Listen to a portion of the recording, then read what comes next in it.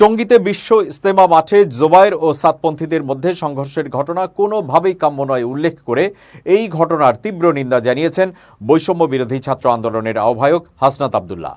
আজ সকালে নিজের ভেরিফাইড ফেসবুক পেজে এক পোস্টে তিনি এই মন্তব্য করেন।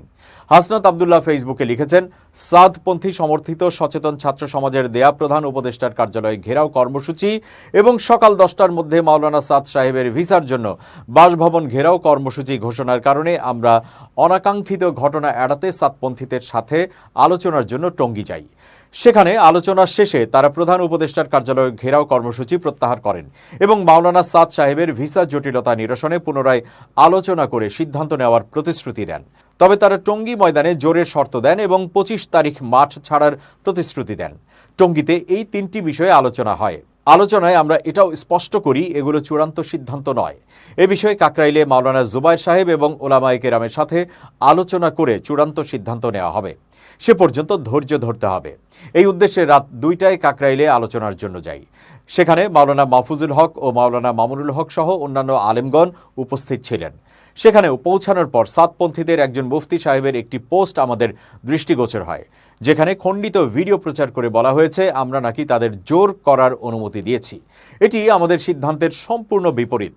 কাকরাইলে আলোচনাকালীন সেখানে আলেমদের উপস্থিতিতে আমরা তাদেরকে স্পষ্টভাবে জানিয়েছি যে আমরা কোনো কর্তৃপক্ষ নই। আমরা আলোচনা করে কাকরাইল থেকে টঙ্গী গিয়ে কথা বলবো এবং এরপর পারস্পরিক মতামতের ভিত্তিতে চূড়ান্ত সিদ্ধান্ত হবে। আলোচনার মাঝেও সাতপন্থী ওই মুফতি সাহেবকে ফোন দিয়ে বলেছি, আপনারা যদি সিদ্ধান্ত চূড়ান্ত হওয়ার আগে ইজতেমার ময়দানে প্রবেশ করেন তাহলে আমাদের সাথে আপনাদের সম্পর্ক থাকবে না। আমরা কাকরাইলে আলেমদের উপস্থিতিতে সাদপন্থীদের আরও বলেছি, কোনোভাবেই আপনারা ময়দানে প্রবেশ করবেন না এবং আমাদের নিয়ে যে ভিডিও প্রচার করেছেন তা মুছে ফেলবেন। কিন্তু এর আগেই এই নির্মম ঘটনা ঘটেছে, যা কোনোভাবেই কাম্য নয়। আমরা এই ঘটনার তীব্র নিন্দা জানাই।